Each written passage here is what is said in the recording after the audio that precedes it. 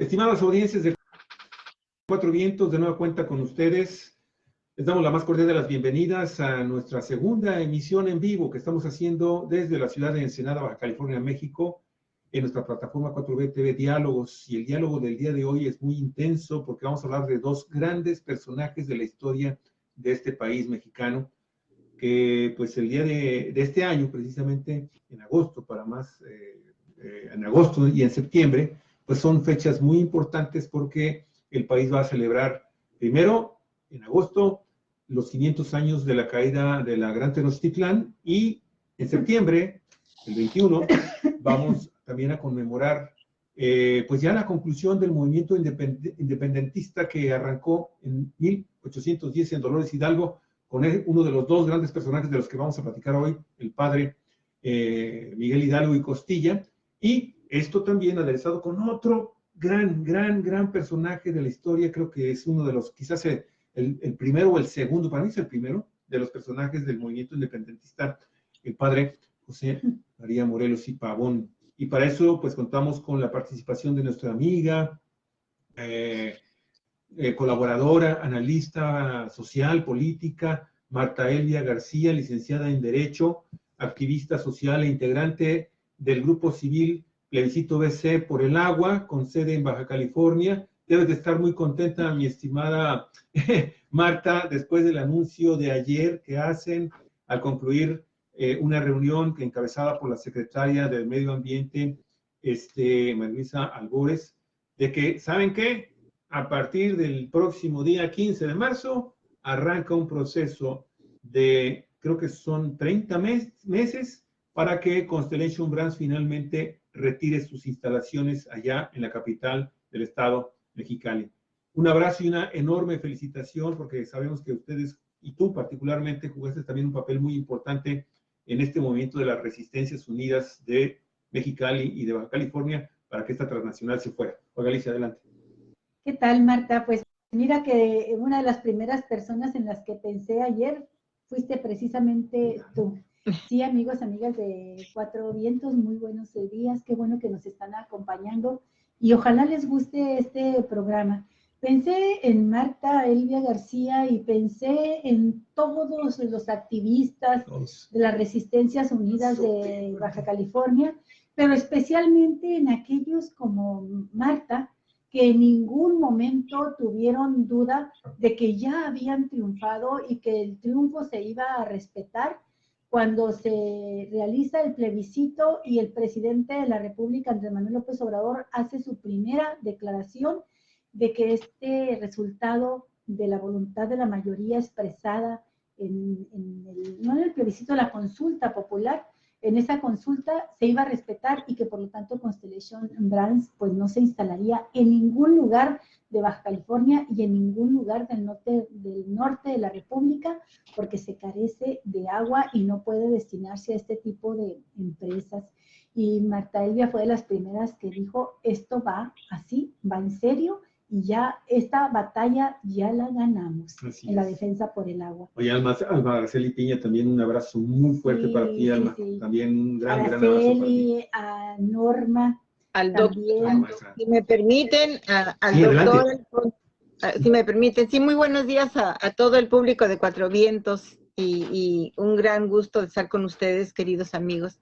En esto me gustaría también mencionar al doctor Alfonso Cortés, a compañeros que participamos en la Contraloría del Agua, y lo cual se ha podido instaurar gracias, en primer lugar, al académico, al doctor Cortés, que ha empujado mucho por la creación de esta instancia, ¿no? Representada por funcionarios de Conagua y también, pues, por los representantes de la ciudadanía, de los representantes de la población. Y en este caso, pues los que hemos estado en la lucha por sacar de aquí a la Constellation Brands en defensa del agua, así es de que es un gran mérito para la Contraloría del Agua, y yo sí quiero darle esa mención y reconocimiento muy especial al doctor Cortés, que ha sido un gran impulsor de esta Contraloría del Agua. Muy bien. Pues felicidades a todos y qué bueno, felicidades a Baja California entera porque ha logrado defender este recurso vital. Entramos al tema, Marta. Sí.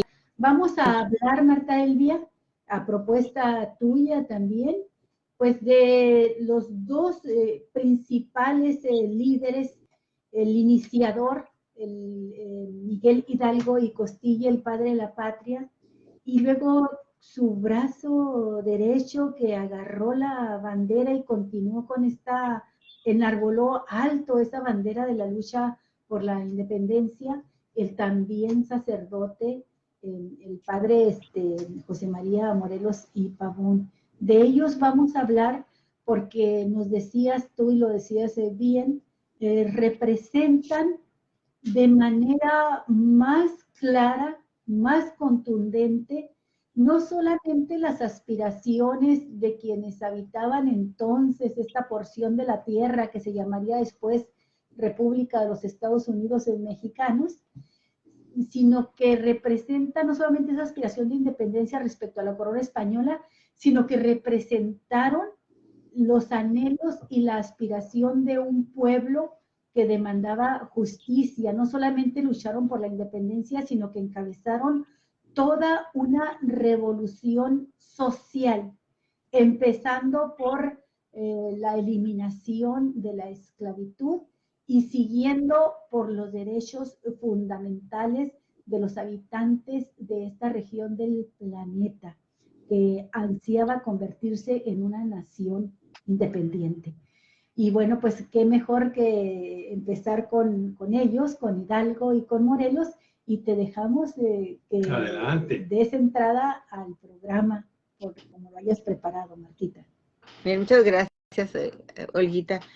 Bueno, pues sí, vamos a conversar, ustedes y yo vamos a conversar sobre estos dos gigantes de la Revolución de Independencia. Y vamos a hacer un análisis, no esto, como lo dijimos, será una cuestión biográfica, todos aprendimos en nuestra escolaridad cómo era la vida y en el origen y la aportación que dieron a la lucha insurgente estos grandes hombres. Creo que hay que hacer ahora un análisis y una valoración desde el punto de vista histórico y visto pues aquí a nuestros días. Creo que tendríamos que empezar por decir cuál era la situación del México de aquel entonces, ¿no? De la Nueva España de 1810, y tenemos que también empezar por decir cuáles eran los motores o cuál ha sido el motor de transformación social de nuestro país, ese motor de la transformación profunda que ha tenido nuestra patria desde su origen como tal, desde su surgimiento como país, como república libre, ¿no? Como patria. La experiencia demuestra que han sido tres los más importantes factores de esta transformación.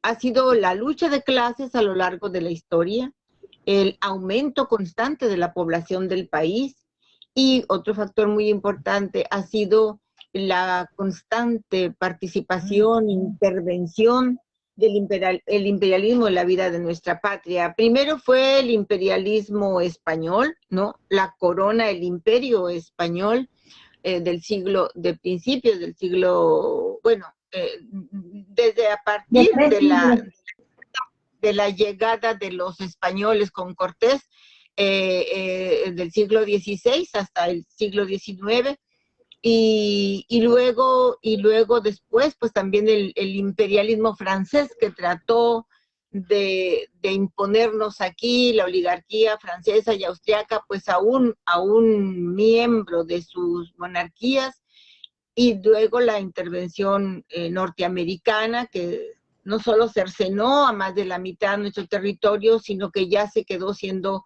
un personaje constante de la vida económica, inhibiendo el desarrollo independiente de nuestro país, y hablamos del imperialismo norteamericano. Estos tres factores pues han sido importantes,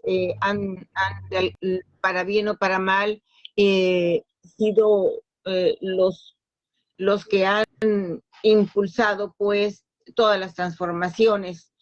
Y estas transformaciones han provocado todo un proceso revolucionario que nosotros consideramos que señala o que se identifican en todo este proceso revolucionario tres grandes tiempos. Y decimos que son tres grandes tiempos sin solución de continuidad, es decir, sin interrupción. Primero, la revolución de independencia en primer tiempo de este proceso que tiene como objetivo la independencia de México, pero no solamente para que nos dejaran en paz los españoles y pudiésemos hacer nuestra vida como país soberano, sino también con un determinado horizonte, es decir, con una determinada idea de cómo deberíamos de ser como nación y cómo debería el mundo, el resto del mundo de vernos como patria independiente, ¿no? Y luego viene, pues, un segundo tiempo, porque la revolución de independencia no logró sus fines que se había propuesto, no logró sus objetivos, no fue la independencia que soñaron Hidalgo y Morelos y Vicente Guerrero y otros insurgentes, sino que dejó muchas metas inconclusas. Entonces, apenas lograda la independencia, ya empezaron los conflictos que vinieron a provocar un segundo tiempo de la revolución, de este proceso, y viene la revolución liberal, ¿no? Otro momento de la revolución democrático-burguesa, porque esto es técnicamente calificada, que fue la que consolidó, dijéramos, ya de alguna manera el nacimiento de nuestra república y algunos de los más importantes objetivos económicos, sociales y políticos. Esta es la que llevaron a cabo los liberales, encabezados por Benito Juárez, los hombres de la Reforma, pero también en este tiempo del proceso quedaron otros objetivos sin resolverse, sin lograrse. Y 100 años después, bueno, volvemos a menos de 100 años, perdón, aquí en este tiempo estamos hablando de la Constitución de 1857, pero apenas lograda también, se inician otros conflictos que nos llevan al momento de lo que se conoce como la Revolución Mexicana de 1910 a 1917, para, dijéramos, poder alcanzar y lograr otros objetivos pendientes. Y ya nos encontramos ahora en un cuarto tiempo, en un cuarto momento, pero bueno, yo creo que eso lo podríamos explicar después. ¿Cómo era la sociedad de 1810 en la Nueva España? Pues era una sociedad muy injusta. En primer lugar, se caracterizaba por tener una población con muchas diferencias sociales, formada por 3 millones de indígenas puros, era 1,5 millones de mestizos, 900,000 criollos y apenas solamente 100,000 españoles peninsulares o europeos. Es decir, esta era una población muy dividida en clases sociales, y había no solamente una división de clases, sino también una división racial muy marcada que determinaba la vida de los seres humanos, ¿no? En total, pues eran 5,5 millones de la población, pero en un territorio vastísimo, ¿no? En un territorio muy amplio, cuyos límites geográficos eran un tanto imprecisos, y era, por lo tanto, una sociedad no solo con grandes y profundas diferencias sociales y étnicas y raciales, sino también con otras grandes diferencias que provocaban que fuese una sociedad, en primer lugar, como dije, que vivía en un vasto territorio sin límites geográficos definidos. Era una sociedad sin unidad territorial, podemos decirlo, ¿no? Y luego era una sociedad que tampoco tenía unidad económica, porque el desarrollo o la vida económica se llevaba a cabo en núcleos de población que se daban alrededor de las minas y en las haciendas. Entonces, se producía aquello que requería la vida, la sobrevivencia de los peones, de los trabajadores de las minas y también de los hacendados, ¿no? Que tenían ahí a su servicio, bajo el régimen de la encomienda, que era un sucedáneo del esclavismo europeo, porque aquí no se dio la esclavitud del tipo clásico de Europa, ¿no? En que se compraban y se vendían los esclavos y en la forma estrictamente como conocemos el esclavismo original, pero sí una forma de esclavitud terrible que era la famosa encomienda, en la que el amo, el hacendado, el dueño de la mina, adquiría a un grupo determinado de peones, de sometidos, de trabajadores, que según era el convenio, los iba a proteger. Luego entonces estos peones le debían obediencia, sumisión y trabajar para él de sol a sol. No solo le cultivaban la tierra, le trabajaban la mina, etcétera, sino que le atendían las tareas domésticas, ¿no? Se encargaban de todo, no tenían horas de descanso, no eran dueños de su vida, y el patrón, el amo, determinaba su vida como había de ser durante las 24 horas, estaba a su entera disposición. Bueno, pues entonces, si esa era la situación económica, dijéramos, no había un mercado nacional. Eran núcleos de autoconsumo, no se podían cultivar, había prohibiciones para cultivar todo aquello que la España, desde el reino de España, desde la corona, ¿no? Enviaba a sus colonias y tenían que adquirir, que comprar. Entonces había que desarrollar la exportación de España, luego entonces no se podían cultivar todos aquellos productos que la España enviaba y comercializaba. Esto inhibía pues el desarrollo también de la agricultura acá en la Nueva España. Lo que tenía también hostigados y desesperados en la extrema necesidad y pobreza a los habitantes de la Nueva España eran los tributos, ¿no? Eran las alcabalas, eran los impuestos que pagaban por todo. La famosa alcabala que, aún siendo tan pobre el peón, viviendo en tanta miseria, tenía que pagar tributo o impuesto por todo lo que compraba. La alcabala era una especie del IVA que tenemos ahora, ¿no?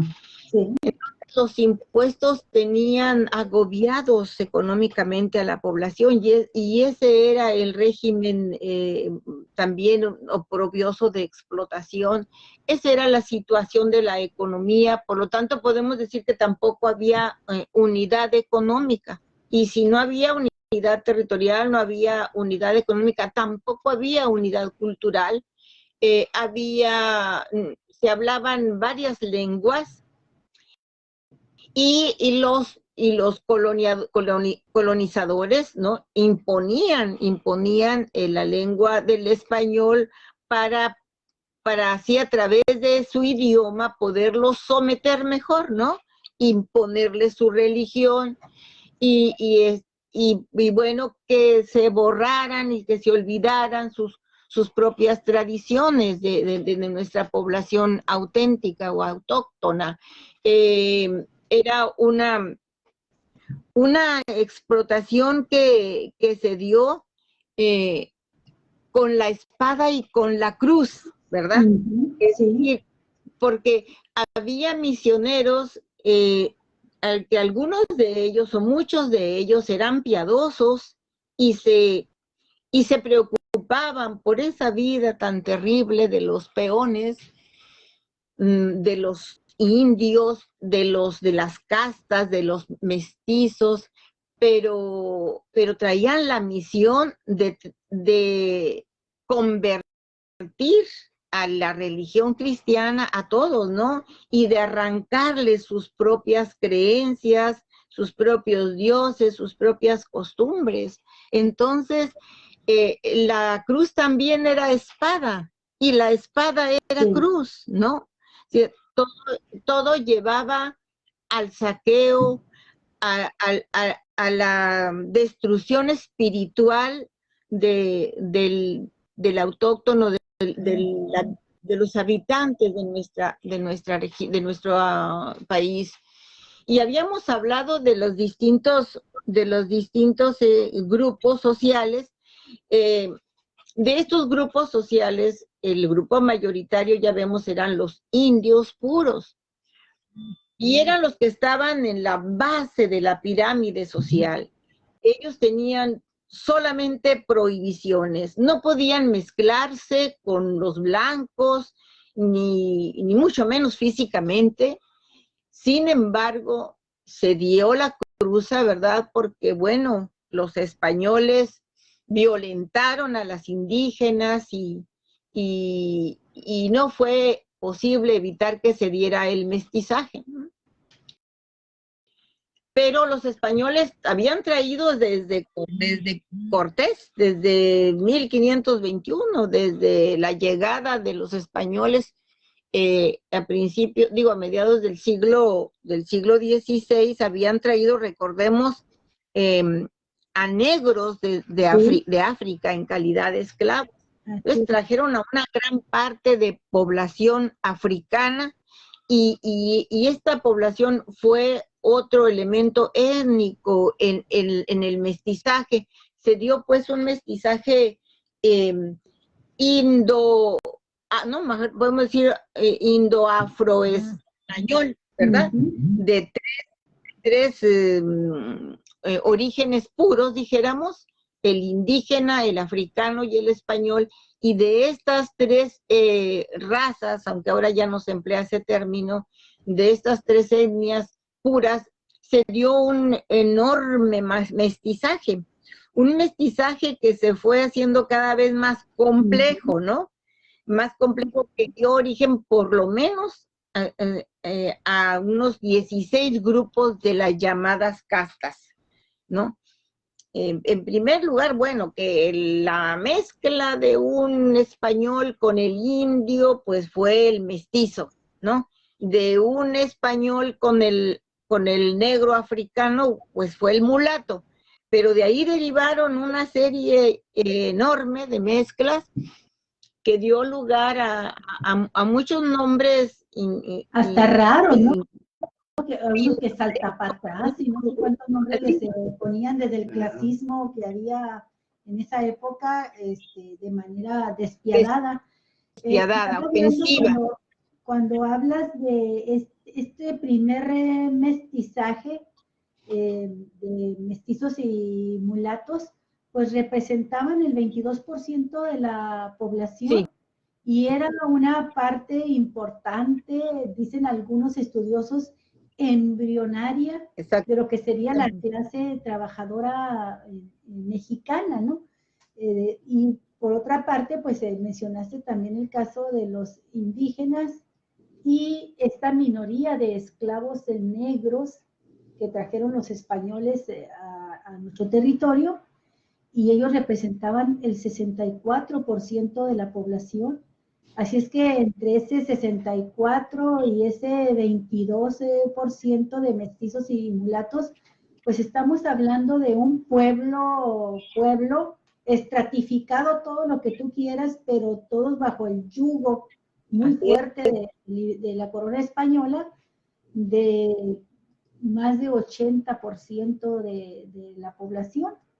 Y otro porcentaje minoritario, pues era el que lo constituían los criollos, los españoles que habían llegado a sentarse en México y que constituían una pequeña burguesía, también una clase naciente en nuestro México, ¿no?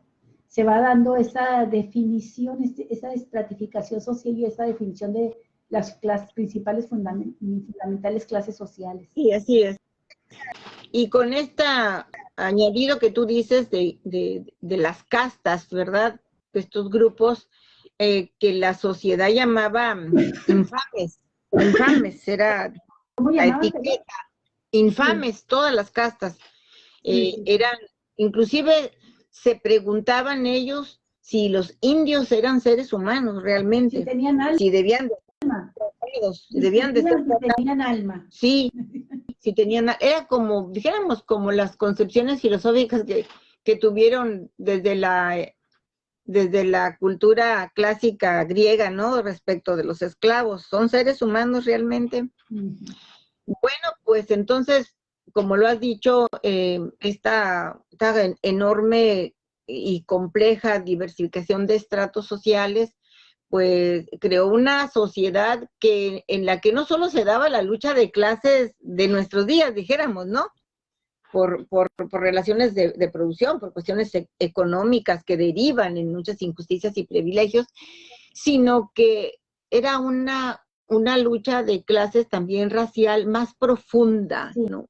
Más sangrienta, más encarnizada, porque había una profunda discriminación, un maltrato realmente inhumano para los indios, para los negros y para todas las castas, de parte de los españoles peninsulares en primer lugar, y también de una buena parte de los criollos, o sea, de los hijos de los españoles nacidos ya acá en la Nueva España. Los criollos eran también despreciados porque no eran europeos, pero bueno, había algunos que lograban infiltrarse en la nobleza.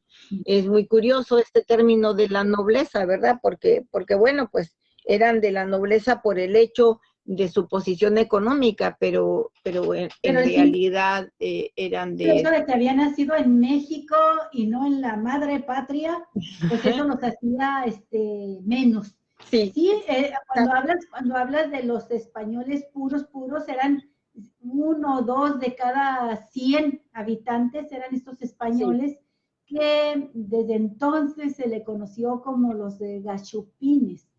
Y según estudios de la época, Marta Elvia, pues no pasaban de 20,000 en todo este territorio de la Nueva España. Y este grupito privilegiado, pues era el que cometía todas las atrocidades que has descrito y que tenía a la población de indígenas, de negros, incluso de algunos de los criollos ilustrados, muy molestos con la corona española y que hacían una efervescencia social muy especial que ponía al pueblo a punto de una revolución. Pero en este punto me quiero detener para que nos hables de la fuerza que significaba la jerarquía eclesiástica, no solamente como un poder ideológico, sino como un poder económico también, totalmente imbrincado con los poderes económicos de la corona y que pues era el brazo más importante junto con la espada de sometimiento de la población indígena. Tenían el control de la industria minera, el control del comercio que se realizaba de ultramar con la corona española.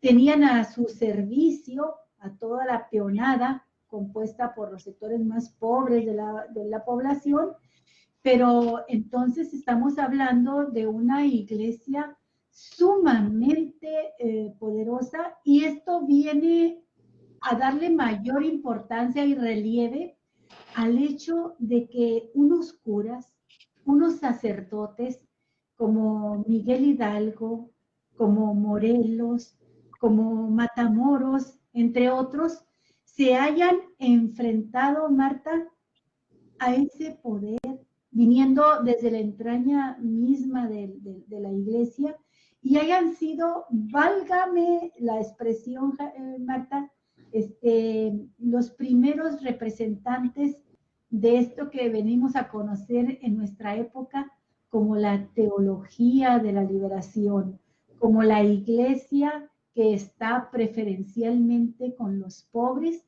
Son como los precursores de esta corriente teológica que en sus tiempos no significaba nada más unirse a las causas populares y acompañar a la gente, sino arriesgar la vida a que los decapitaran y a que los excomulgaran y los sometieran a tormentos de carácter físico y psicológico terribles.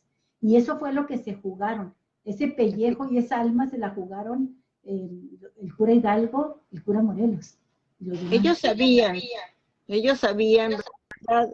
Porque como tú dices, hay que ver el poder que tenía la iglesia. Es que era un estado eclesiástico, era el estado iglesia. El modo de producción era obviamente esclavista y feudalista, pero aquí no era un feudalismo común, sino que era un feudalismo clerical, la iglesia dueña de enormes extensiones de tierra, ¿no? La iglesia dueña del Estado. Ese era nada menos el poder de la iglesia. Y que algunos de sus miembros, ¿no?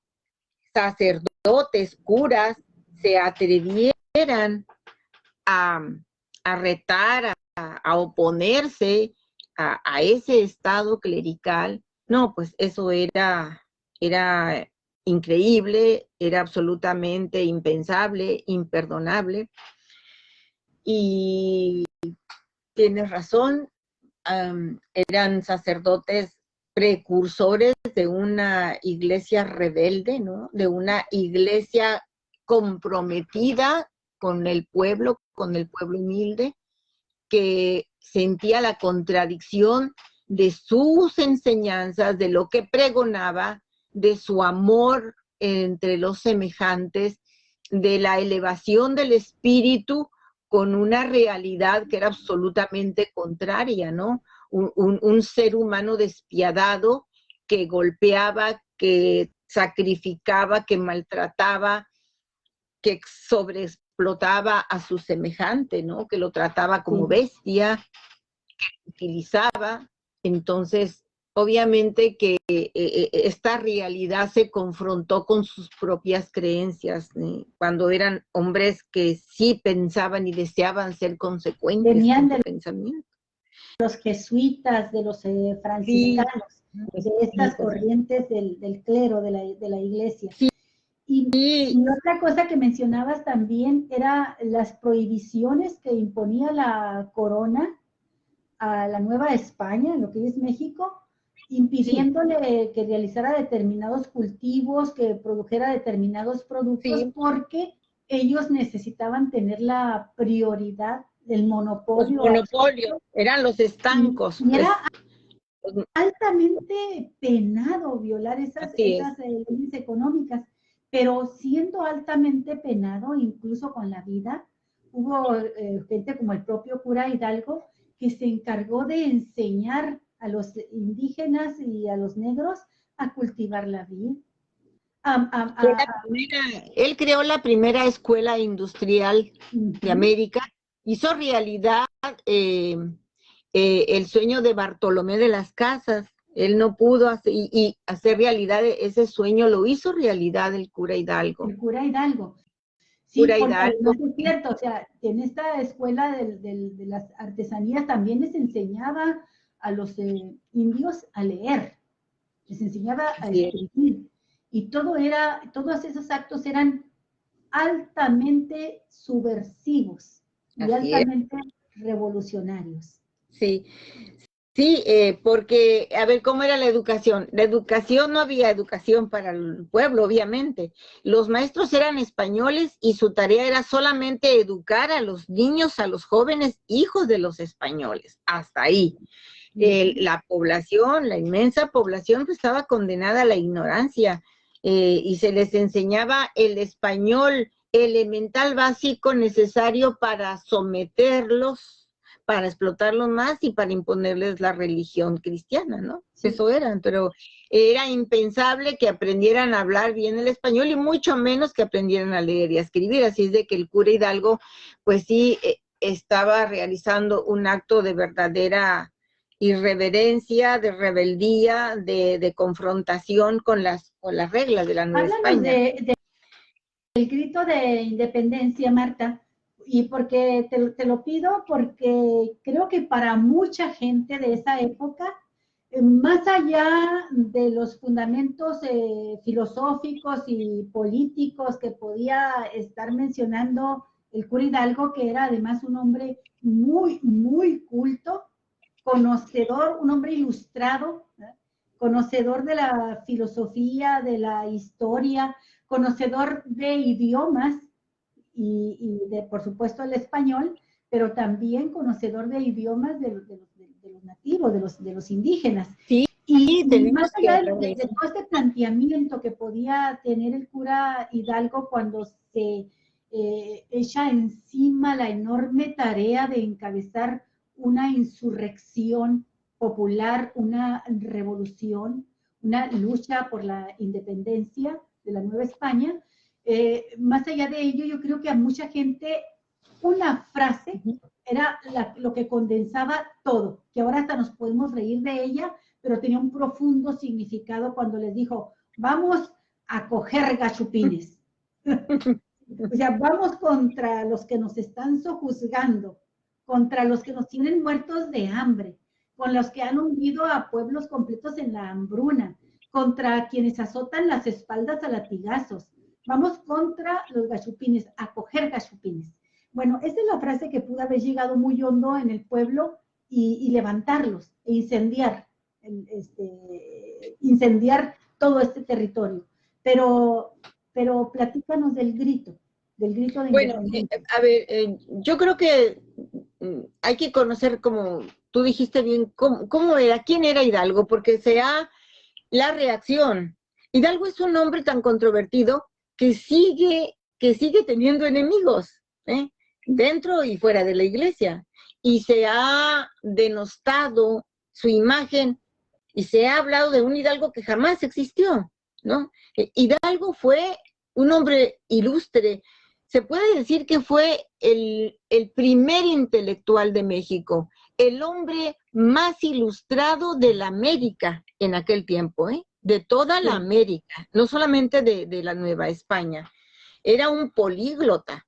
Él, como tú bien lo has dicho, hablaba latín, italiano, francés, purépecha, náhuatl, otomí.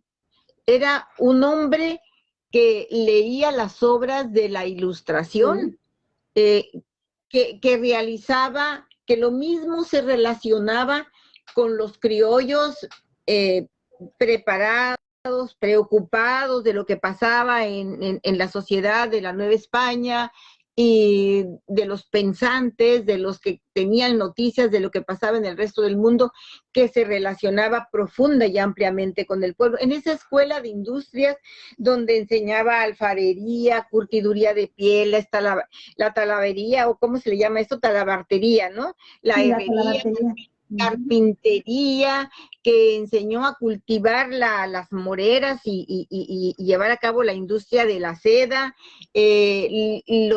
las colmenas o colmenares para la producción de miel. Era un hombre que enseñaba a leer y escribir, que creó toda toda una escuela para el mejoramiento material y cultural de la población. Entonces era un hombre con una profunda penetración e influencia dentro de la sociedad, de la población, de todos estos niveles. En su casa se realizaban tertulias, ¿no? Las famosas tertulias, en donde tenía y conoció a ese grupo breve de insurgentes que tomó las armas con él, ¿no? Ignacio Allende, Aldama, Basolo, Jiménez, Mariano Jiménez, exactamente. Entonces, si no ponemos estos antecedentes, no vamos a entender por qué Hidalgo, cuando llama a ese grito libertario, fue tan atendido, tan escuchado, ¿no? Es decir, tuvo ese poder de convocatoria enorme, enorme, ¿no? Y formó de la noche a la mañana un ejército de cientos, de miles de mexicanos. Pero ¿cuál era ese ejército? ¿Cómo estaba integrado? Pues como sabemos, estaba integrado de indígenas, de indios, de mestizos, de castas, de toda esa gran gama de castas de la gente del pueblo. Y entonces, armados con palos, con asadones, con picos, con piedras. Sus tenientes, sus capitanes, pues eran un indio, eran un afromestizo, eran un hombre del pueblo, armados, como tú dices, con sus instrumentos de labranza, con hachas, palos, con machetes, y con ese ejército empezó sus batallas, ¿no? Sus batallas, su enfrentamiento con un ejército tan desigual, con un ejército, el ejército realista, y hay que decir, el ejército realista era aristocrático, ¿eh? No es, claro. para empezar, era una clase social, la militar. Oye, Marta, nada más un dato que me parece también muy relevante dentro de este perfil que has descrito del cura Hidalgo como un hombre muy, muy culto y muy sensible. Era también un hombre ya grande de edad. Tú no te imaginas a un hombre de 57 años, ya casi, ya arañando la tercera edad. Para esa época, dispuesto a encabezar una lucha armada. ¿Sí? O sea, no solamente el cura que está enfrentando a la jerarquía eclesiástica y a la corona, con todo lo que significa, sino además desde el punto de vista también personal, un hombre culto, con sus tertulias culturales, que realiza algo de trabajo físico, pero que a esa edad se atreve, tiene el coraje como para decir, vamos a coger cachupines y vámonos a la revolución, vámonos a la bola, y renuncia a todo para encabezar a esa multitud de zarrapados, de malarmados. Sí. Él y Morelos fueron hombres muy completos, con una visión muy amplia, ¿no? de su quehacer revolucionario. Bueno, Morelos en particular, luego hablaremos de él, cómo pudo enfocar todos los ámbitos de la lucha. Pues sí, Hidalgo ya era un hombre muy maduro. Para esa época se puede decir que era un hombre ya de muy avanzada edad, pero como era tan inquieto, tan incansable y tan seguro, ¿no?, de sus convicciones, porque era un ávido lector, siempre andaba a la casa de libros, consiguiéndolos aquí y allá. Bueno, fue rector del Colegio de San Nicolás, fue rector de una universidad. Ahí fue maestro de Morelos. Morelos fue su discípulo cuando Morelos ya era un hombre también de 30 años. Morelos entró como alumno, que es donde conoció a Hidalgo, fue su primer contacto. Morelos solamente era como unos 7, 8 años menor que Hidalgo. Ya empezó a estudiar grande Morelos. Bueno, también a la edad de 30 años ya es un hombre cabal, ¿no? física y espiritualmente hablando, sobre todo ¿no? en aquella época. Sobre todo Ahora algunos todavía se comportan como adolescentes, pero en aquella época ya eran era hombres otra hechos cosa. y derechos, con pelo en pecho, decían. Sí, bueno, entonces el paso de Hidalgo por la lucha, por la revolución, fue breve realmente, pues 6 meses se puede decir, porque, a ver, da el llamado, el estallido de la revolución, es en septiembre de 1810, y es apresado ya para, bueno, en julio, en julio es su fusilamiento, El 30 de ¿no? julio de 1811 en Chihuahua. Así es. Entonces estamos hablando de medio año, ¿no? Estamos hablando de septiembre, octubre, noviembre, diciembre, enero, febrero, marzo, abril, mayo, junio, julio. Son 10 meses, menos de un año, fue su tránsito por la lucha, por la el encabezar pues la insurgencia, pero en ese tiempo, bueno, admiró y sorprendió a propios y extraños. Si vamos a la bibliografía de la época, los documentos de la época, los más objetivos, porque hay, afortunadamente, se cuenta con documentación de aquella época, en nuestro país se han protegido mucho estas pruebas documentales, se puede decir, de ese tiempo. Las famosas instrucciones reservadas son, yo creo que creemos que la fuente más objetiva de los datos que se pueden tener de aquellos hombres y de aquellos hechos. ¿Y qué era la instrucción reservada? Era el informe que un virrey saliente le tenía que entregar al virrey que lo iba a suceder, al sucesor, y que también se le entregaba al rey de la Nueva España. Ahí hacían un informe de cómo estaba la situación económica, política, social, ¿no?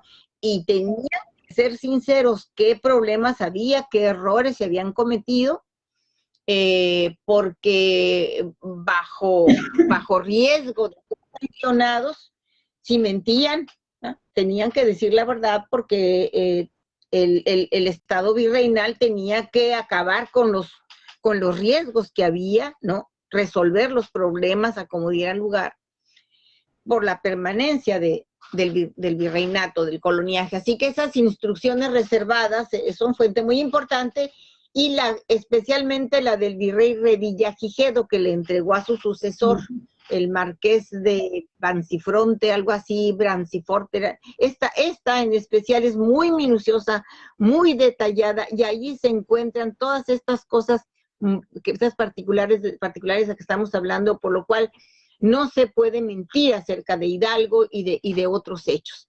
Sí. Y bueno, también se tiene que reconocer aquel ensayo político que hizo Alejandro Humboldt, ¿te acuerdas? Aquel gran científico que estuvo en la Nueva España, un científico filósofo materialista alemán que hizo un estudio de la Nueva España en aquel tiempo. Son fuentes de las más fidedignas. Sí. Y ahí encontramos esta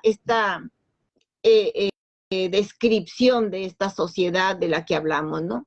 Sí, a mí me parece, Marta, que es momento de destacar también algunos aspectos fundamentales del carácter social de la revolución que estaba encabezando Hidalgo, y que nos lleva también a confrontaciones políticas al interior de este movimiento ya armado que está en marcha, ¿verdad? Y que por una parte comparte el liderazgo con Allende. Y hay diferencias enormes entre ellos, porque aunque Allende es sin duda también uno de los más congruentes cabecillas de la lucha por la independencia, no tenía esta formación político-social, esta vena de clase social favorable, empática con los pobres, como lo tuvo Hidalgo. Y creo que aquí es muy importante destacar el hecho, porque luego le regatean al cura Hidalgo este papel tan importante que tuvo en México, no solamente como el padre de la patria que da el grito e inicia la lucha por la independencia, sino que es el que promulga la abolición de la esclavitud. Ese es uno de los méritos más importantes desde el punto de vista de la lucha de clases. Y creo también que es muy importante señalar que es el primero que declara que esta lucha tiene como objetivo regresarle las tierras a los pueblos originarios. Fíjate tú, una raíz de lo que es después el zapatismo, pero que Hidalgo la planteó en su momento a la gente a la que estaba convocando a las armas y les decía, ¿para qué vamos a esta revolución? Vamos para que sea una nación independiente de la corona, pero vamos también para hacer una revolución social, ¿verdad? Una revolución social que significa devolver la tierra a los indios, ¿sí? Y entonces en este sentido va contra el interés fundamental económico de la Iglesia Católica, que era la propietaria, como tú lo decías, que era la gran terrateniente de México, ¿no? Entonces, es muy importante destacar estos hechos porque además les dice a los indios, y vamos a regresar las tierras para que cultiven lo que les venga en gana, los productos que ustedes quieren, ¿verdad? Porque van a ser los dueños de la tierra y de lo que de ahí cosechen. Creo que esto es muy importante porque da el perfil de la magnitud exacta de una revolución profundamente social. Sí, fue una revolución que no solamente ansiaba o anhelaba o se proponía la independencia política y desligarse de la corona española y nacer como país independiente. No solo eso, sino ser independientes, ¿para qué? Para vivir cómo, para organizarnos cómo, para resolver qué futuro queremos. Esa era la propuesta de la lucha de la que muy poco se habla, y efectivamente lo que tú estás diciendo es absolutamente cierto. Hidalgo representó una amenaza para el poder económico del Estado eclesiástico, una profunda amenaza, por lo tanto, por eso es que fue tan odiado por la Iglesia. Él tuvo una gran preocupación por el reparto de la tierra para los verdaderos dueños, y le preocuparon mucho los recursos naturales, el manejo de los recursos naturales. Él fue el primero que habló de la propiedad nacional de los recursos naturales. Él fue el primero que dijo, los extranjeros no tienen que venir aquí a apropiarse de las riquezas que no les pertenecen. Y fíjate qué interesante, porque si lo extrapolamos a nuestra época, uno de los principales traidores a la patria, en el sentido más honda, que va a la raíz de lo que proclamaba Hidalgo, pues viene siendo Salinas de Gortari. Así es. Su neoliberalismo, cuando regresa la tierra a manos particulares con la reforma al artículo 27 de la Constitución, que permite ya el nuevo acaparamiento, los nuevos latifundios que casi no hablamos de ellos, pero ahí están, ahorita podemos mencionarlo. Pero fíjate, Marta, cuando estabas hablando de los documentos de la época, me voy a permitir mencionar uno de los documentos más importantes que emitió el cura Hidalgo en Guadalajara, un decreto. El decreto de la abolición. ¿Sí? Donde lo que proclama es devolver la tierra a los indios, es lo que decreta, entregándolas a los referidos naturales las tierras para su cultivo, sin que para lo sucesivo, fíjate en esto, sin que para lo sucesivo puedan arrendarse, pues es mi voluntad que su goce sea únicamente de los naturales en sus respectivos pueblos. Y emite uno de los decretos, entonces, dicen los historiadores, más progresistas de su tiempo, más revolucionario. La primera vez que se prohíbe la esclavitud en el continente, el tributo y las castas quedan abolidos. Dice, uno, que todos los dueños de esclavos deberán darles libertad dentro del término de 10 días, so pena de muerte, la que se les aplicará por transgresión de este artículo. Y artículo 2, que cese para lo sucesivo la contribución de tributos, respeto de las castas que lo pagan y toda exacción que a los indios se les exija. Híjole, estos aspectos interesantísimos del proyecto político de nación del cura Hidalgo se nos ha ocultado también desde nuestra niñez. Nos hablan de la historia bonita de un cura tocando las campanas y llamando al pueblo a luchar por la independencia, pero nos han despojado de esta sustancia fundamental que era lo que hacía a Miguel Hidalgo un revolucionario muy radical, que todavía, tantos años después, los conservadores de hoy no se atreven a reconocerlo como el padre de la patria. Algunos andan reconociendo como padre de la patria a Hernán Cortés. Hernán Cortés, como padre de la independencia, ¿verdad? A Iturbide. Y andan escandalizados y reescribiendo la historia, tratando de encontrarle la cola al diablo, ¿verdad? Diciendo que diciendo que Hidalgo, no hombre, que Hidalgo tuvo 2 hijos, que tenía mujeres, que Morelos también, pero lo descontextualizan todo porque omiten decir que hubo un tiempo en que la Iglesia Católica pues no obligaba al celibato. Sí, así es. O sea, varias cosas de ese tipo. Y vayamos pues con la Iglesia porque ya se nos está terminando el tiempo, querida Marta, y creo que vamos a dejar a Morelos. Dejaremos a Morelos para la próxima, pero me gustaría que hablaras del fusilamiento, bueno, de la excomunión de Hidalgo y su fusilamiento. Bueno, sí que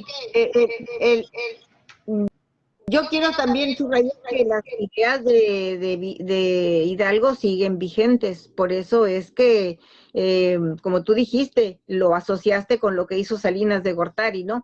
Y los discursos en los homenajes a la independencia y al natalicio de Hidalgo y todas estas cosas, pues son nomás romantizan o ¿cómo podemos decir?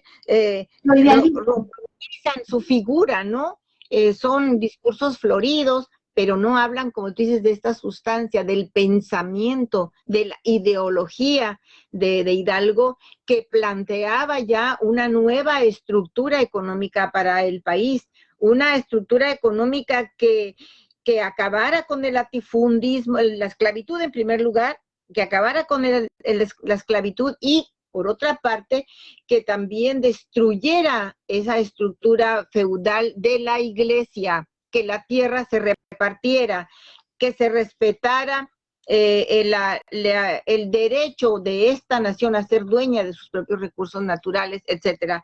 Bueno, es aprendido Hidalgo con los otros insurgentes destacados junto con él y sometido a ese juicio de la Iglesia de excomunión, fue la cosa más terrible que haya sucedido en este continente y de unas cosas más bárbaras que cometió la Iglesia en el mundo, ¿no? Ese juicio y ese decreto de excomunión del obispo Manuel Labadie Queipo es para avergonzar a la Iglesia de todos los tiempos, ¿no? Es que una institución de amor al prójimo y todas estas cosas tan llena y dijéramos fanatizada por el odio a una persona, es increíble cómo este decreto está lleno de desprecio a toda la humanidad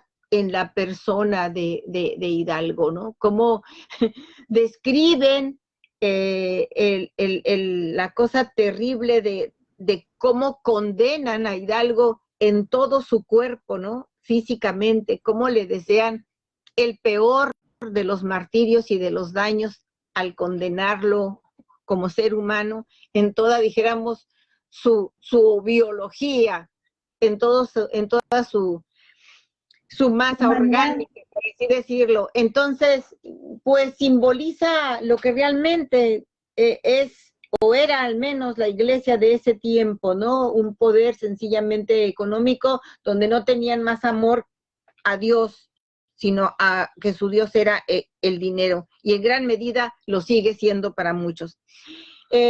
Hidalgo, después de esta excomunión terrible, bueno, pues es fusilado junto con Allende, Aldama, Mariano Jiménez, Abasolo.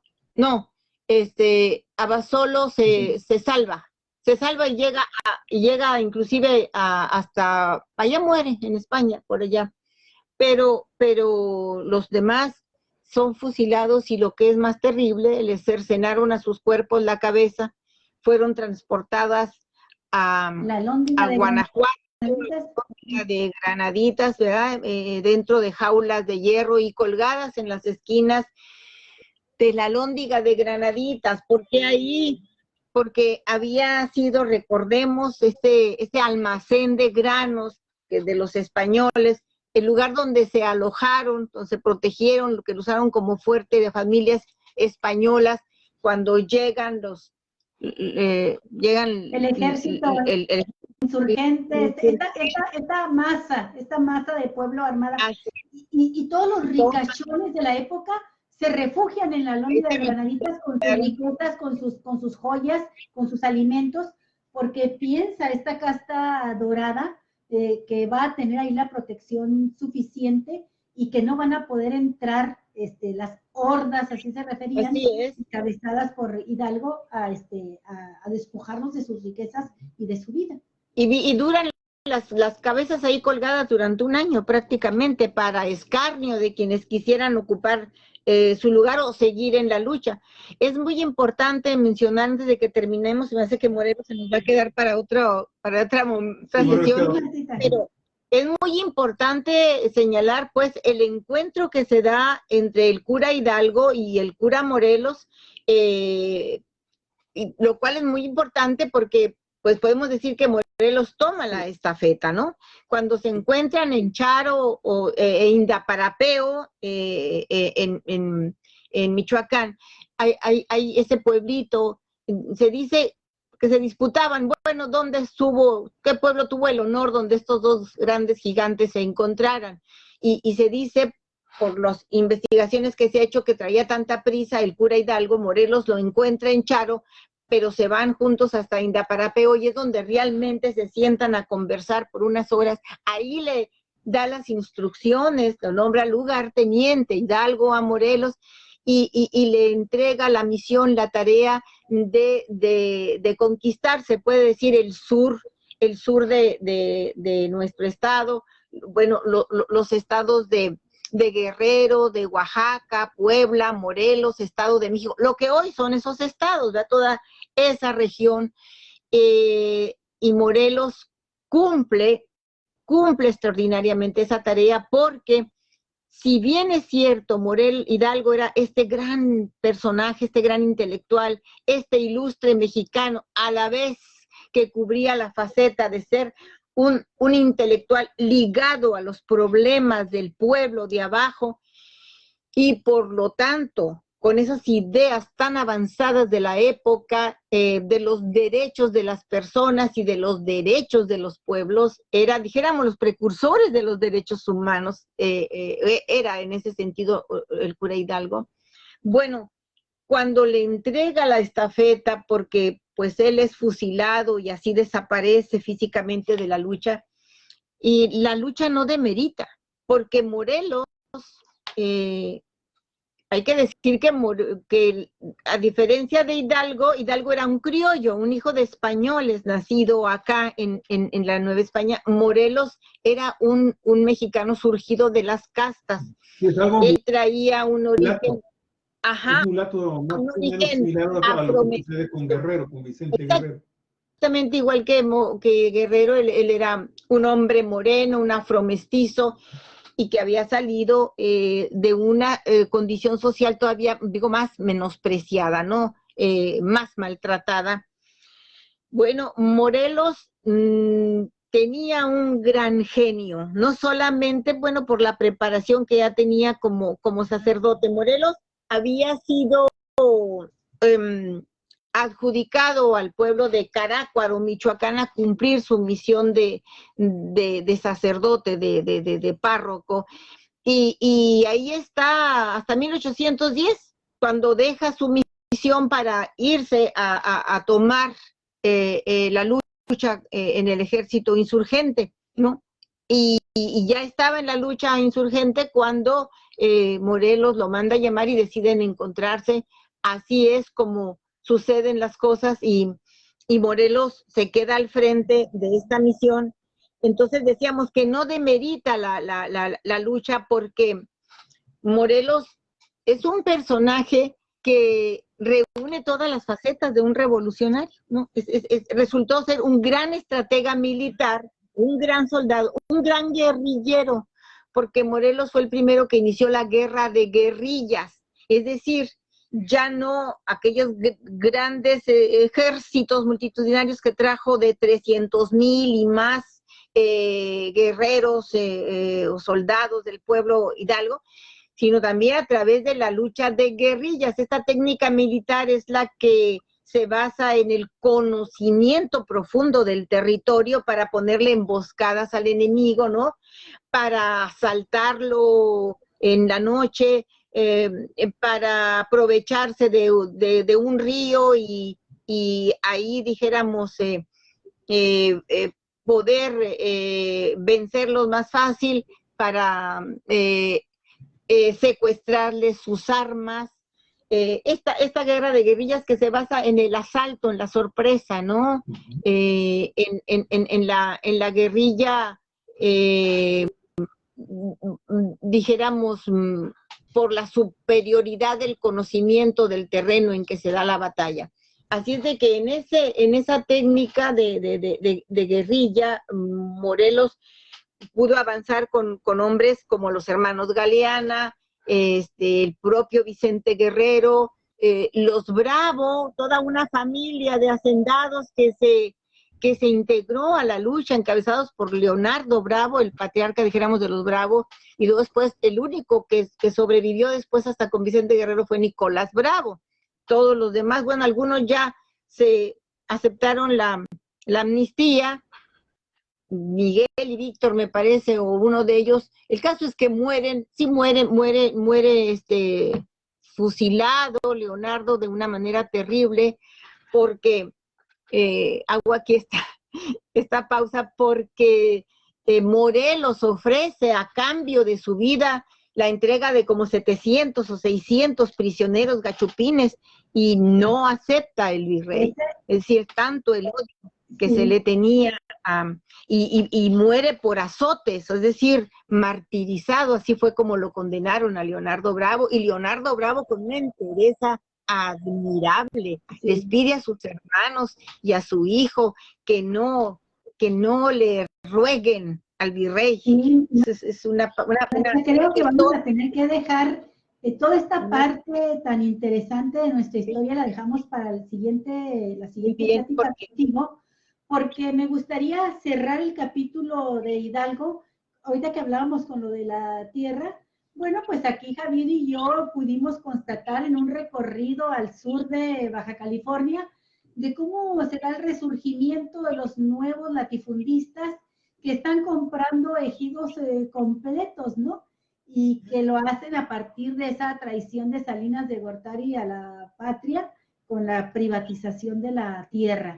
Bueno, pero tú mencionabas también el odio con el que la iglesia excomulga a Hidalgo. Y es que usan un formato con el cual asustaban a la gente, ¿verdad? Porque las excomuniones eran públicas, los juicios eran públicos. Sí. Y es horrible ese formato de la Iglesia Católica en contra de sus enemigos, en este caso en contra de Hidalgo, que por cierto Hidalgo nunca renegó de su fe y de su creencia religiosa. Le dice el obispo Manuel Abad Iqueipo, obispo de Michoacán, que es el que lo excomulga, y le dice que sea condenado Miguel Hidalgo y Costilla en donde quiera que esté, en la casa o en el campo, en el camino o en las veredas, en los bosques o en el agua y aún en la iglesia. Que sea maldito en la vida o en la muerte, en el comer o en el beber, en el ayuno o en la sed, en el dormir, en la vigilia y andando, estando de pie o sentado, estando acostado o andando, mingiendo o cantando, y en toda sangría. Que sea maldito en su pelo, que sea maldito en su cerebro, que sea maldito en la corona de su cabeza y en sus sienes, en su frente y en sus oídos, en sus cejas y en sus mejillas, en sus quijadas y en sus narices, en sus dientes anteriores y en sus molares, en sus labios y en su garganta, en sus hombros y en sus muñecas, en sus brazos, en sus manos, en sus dedos, que sea condenado en su boca, en su pecho, en su corazón, en todas las vísceras de su cuerpo, que sea condenado en sus venas y en sus muslos, en sus caderas, en sus rodillas, en sus piernas, pies, en las uñas de sus pies, que sea maldito en todas las junturas y articulaciones de su cuerpo, desde arriba de su cabeza hasta la planta de su pie, que no haya nada bueno en él, que el Hijo del Dios viviente con toda la gloria de su majestad lo maldiga, y que el cielo con todos los poderes que en él se muevan se levanten contra él. Esto dijo el obispo Manuel Abadi Keipo, obispo de Michoacán, el 24 de septiembre de 1810, cuando excomulga a Hidalgo, a que había estado preso en un calabozo en Chihuahua. Ajá. Imagínate tú lo que siente el pueblo al que le han inculcado hasta los tuétanos la religión y que escucha estas palabras, y además, ¿qué nos deja pensando en nuestra época? ¿Cómo puedes hablar de un Dios de amor, de una iglesia que está con los pobres misericordiosa, cuando son capaces de elaborar un texto así? Bueno, nada más quiero hacer un contraste por mi parte para terminar. Comentarte una anécdota. Cuando yo era una niña de secundaria, entré al calabozo donde había estado Hidalgo. Sí. Me colé a escondidas de los guardias para poder entrar hasta el lugar donde estuvo. ¿No lloraste? Sí, y me impresionó. Me quedé encerrada porque era sábado y cerraron y tuvo un soldado, pude pedir auxilio a gritos y pudo un soldado ir y romper el candado de la reja con la que estaba cerrada el calabozo de Hidalgo. Y a ese soldado lo castigaron muy gravemente porque es un bien de la nación. Rompió el candado con la culata de su rifle para dejarme salir. A otra compañera y a mí que nos metimos ahí. Éramos unas niñas de secundaria. Pero se me quedó grabado, todavía ahí vi por primera vez lo que Hidalgo escribió con un carbón, ¿verdad? En la pared de su calabozo. Melchor, tu buen corazón, tu índole, y fíjate el contraste con lo que con la excomunión. Esto se lo dedicó a sus carceleros, Hidalgo. Así es. Melchor, tu buen corazón, tu índole y estirpe humana siempre te harán admirable aún con gente peregrina. Tiene protección divina la piedad que has ejercido con un pobre desvalido que mañana va a morir y no puede retribuir ningún favor recibido. Ese fue las últimas palabras del cura Hidalgo a sus carceleros. Sí. Yo quiero, para hablar del contraste de la calidad humana de un poder eclesial y de un hombre que fue capaz de levantar a un pueblo en armas para luchar por las causas más nobles. Conmovedor. Y yo también quisiera nomás también este detalle de cómo han calumniado a Hidalgo diciendo que al final se arrepintió y lo hicieron firmar esto y aquello. Miren, Francisco Bulnes, un ideólogo capitalista, ideólogo destacado del capitalismo, dice lo siguiente de Hidalgo, lo voy a leer aquí tal cual, dice: su muerte fue más hermosa que la de Sócrates, una muerte verdaderamente jovial y al mismo tiempo impregnada de la sencilla dignidad helénica. Llegó al cadalso como un acto ordinario, sin significación, como quien se dirige a la ventana de su recámara para observar si lloverá. Y luego Y luego también quisiera mencionar o ver a Hidalgo a través de los ojos de alguien que no es mexicano, del cubano José Martí. José Martí escribió una obra que se llamó La Edad de Oro, dedicada a los niños, solo a los niños, una serie de fascículos de revistas con el lenguaje propio para ser entendido por los niños. Y hay una revista que se llama Tres Héroes. En esta revista él explica que hay tres héroes, tres grandes personajes que se refieren a José de San Martín de Río de la Plata, el argentino, libertador de Argentina, de Chile, de Perú, y de Venezuela a Bolívar, y Hidalgo de México. Esos son los tres héroes. Y de ellos dice algo que también quiero leer, maravillosas palabras que escribe para los niños José Martí sobre estos tres héroes. Dice, cuando hay muchos hombres sin decoro, hay siempre otros que tienen en sí el decoro de muchos hombres. Esos son los que se rebelan con fuerza terrible contra los que les roban a los pueblos su libertad, y es robarles a los hombres su decoro. En esos hombres van miles de hombres, va un pueblo entero, va la dignidad humana. Esos hombres son sagrados, estos tres hombres son sagrados. Y se está refiriendo, pues, para ya no continuar esta lectura, se está refiriendo a estos tres personajes en donde está el nuestro, el padre de la patria, el cura Hidalgo. Pues sí, yo nada más quiero agregar con un último comentario rapidísimo, porque estamos ya por terminar, mi estimada Marta, Olga. Tenemos la entrevista. No he intervenido para nada, pero quería yo participar ya en este último momento. Simple y sencillamente recordar que también hay dos cosas que pocas veces se revisan con un sentido quizás un poquito más crítico. Obviamente es un super personaje, del panteón patrimonial histórico de nuestra nación. Uno de ellos es muy bueno y pocas veces estudiado y analizado.